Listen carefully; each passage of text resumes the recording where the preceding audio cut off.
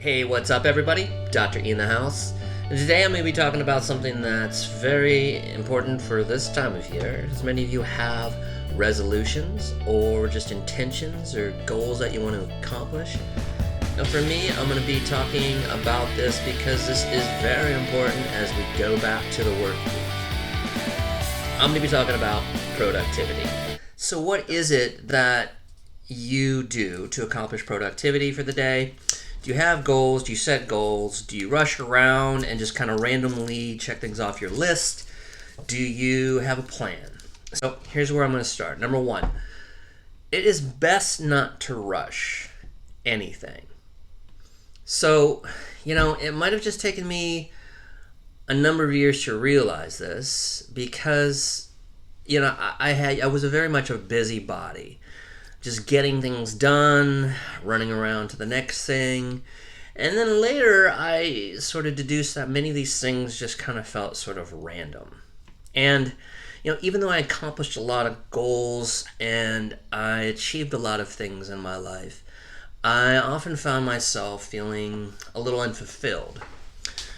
I look back now and in reflection, and this is part of the outcomes of 2017 for me, is, when you walk around this earth, and you have goals that you accomplish, it's very different than walking around and finishing things on a haphazard basis, possibly fulfilling about 60-65% of your goals and waiting for the next time around to maybe even come around these other goals.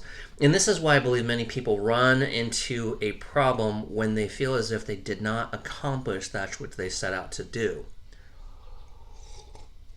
So, what I want to look at is how can we minimize these issues and then proceed into an area where we feel as if we are productive and accomplishing. Well, the number one thing, as I said, is don't rush. Don't rush anything. Nothing on this planet is worth rushing. I've noticed that my writing, my speaking, my class preparation, my leadership, just about anything that I do better if I take the time to just breathe. Like that. In and out just about 2-3 times before I even have a thought. Even closing my eyes to the world and all the different distractions that might be around me.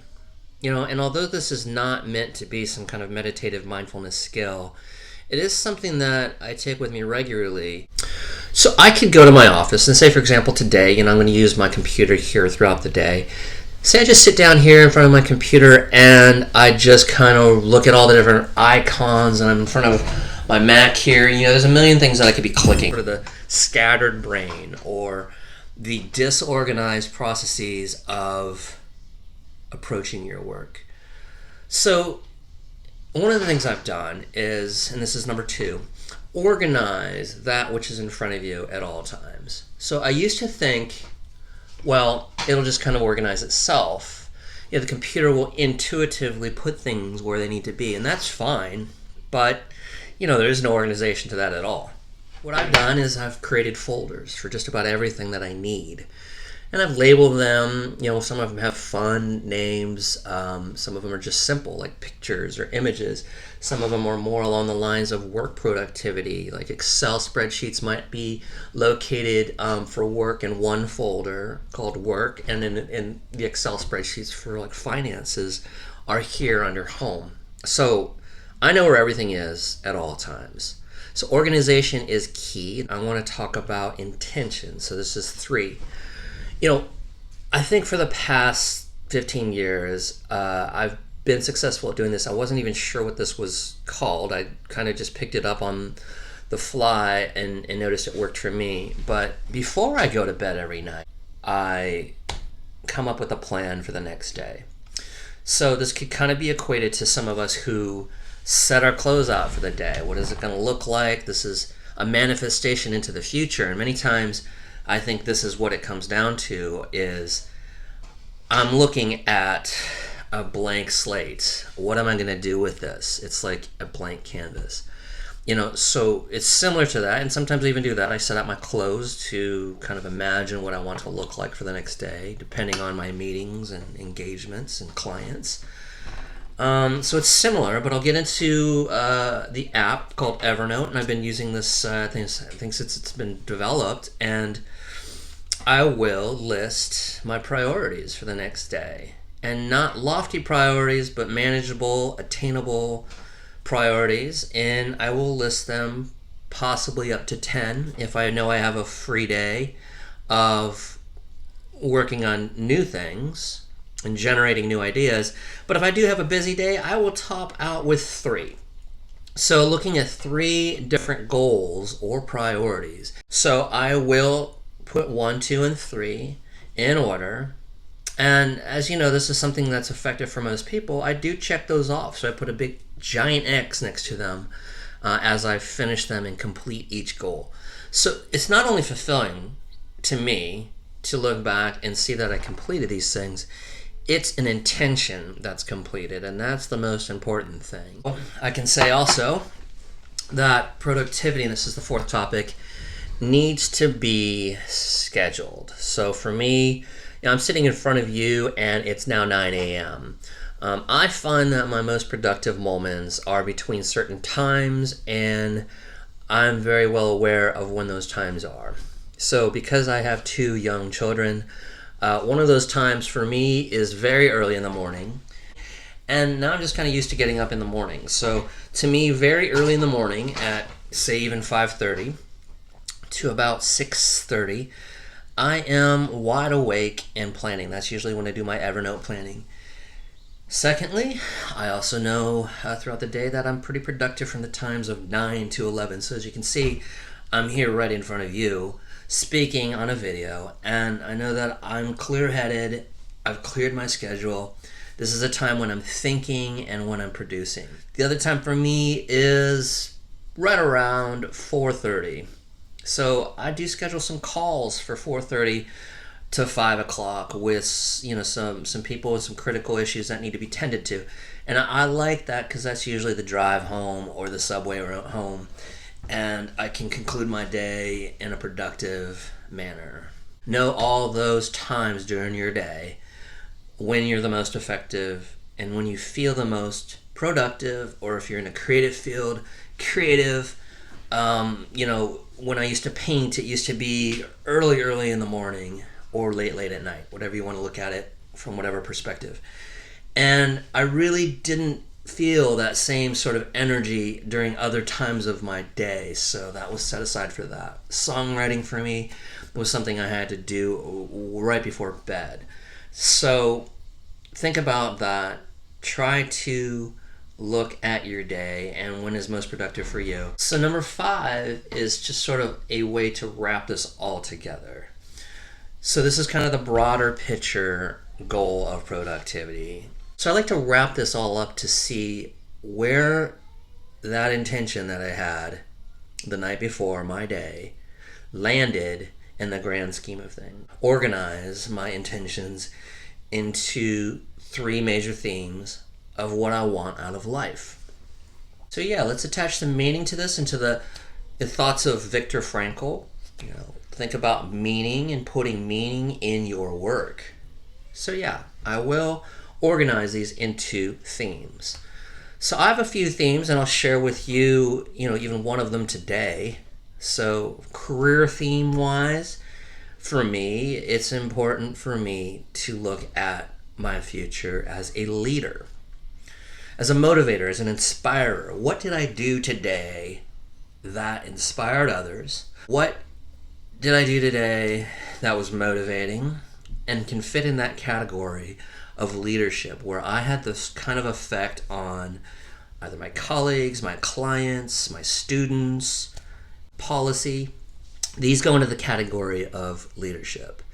I also have a thread and a theme of family.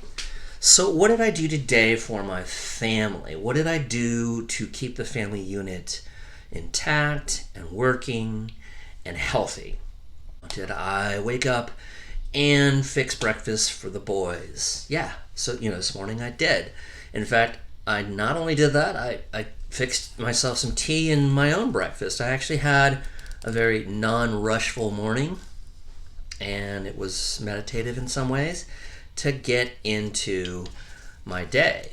Another one of these themes that we may think about is, what did I do for the community? What is it that I do on a daily basis? I helped with the city garden the other day, so I'm going to put that into my community folder or my theme.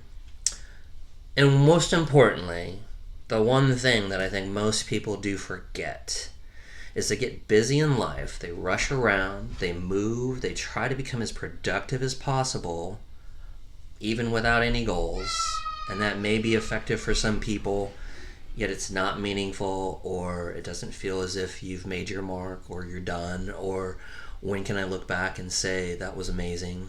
You might actually just kind of keep going around like a pinball until you find yourself in a place you want to be, and that's random. I also would say that that's lucky. For some people have that kind of luck, or maybe even they call this a skill, but for me, I find intention to be just that. It's intentional. So the fifth piece is that we often don't talk about, but we need to have one of these themes be the I, the myself. What is it that I have done today for my own survival and my own well-being?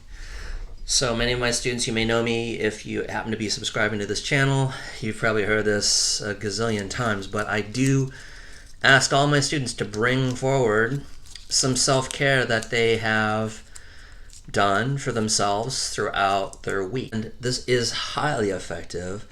I've found that people have struggled with this at some point, but then they naturally say, oh my gosh, I'm not really taking care of myself.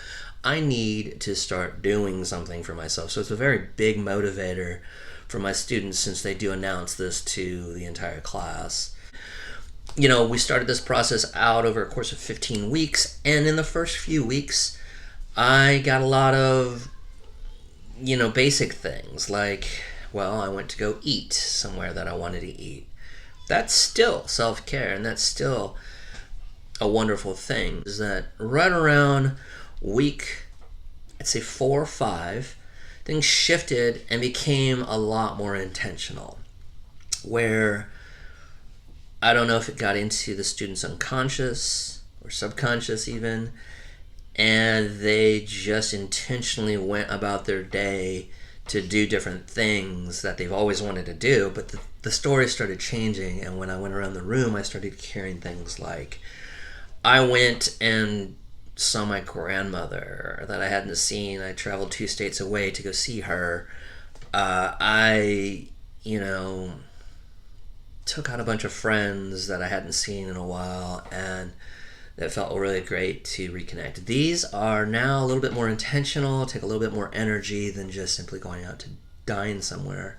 And then towards the end of the semester, I do recall this being just a regular thing. People sat down and got into this intentional state and started talking about what it is they did and what it is they wanted to do. So again, a great activity that you can do with yourself. And I do this daily. I think it's an important thing in our lives to take the things that we intend to do. Where does it fit in our productivity? What folder does it fit into? And then what theme would I put this in at the end of the day? So that's a moment on productivity. I hope this all helped very much. Hopefully for you in the new year. It's Dr. E in the house.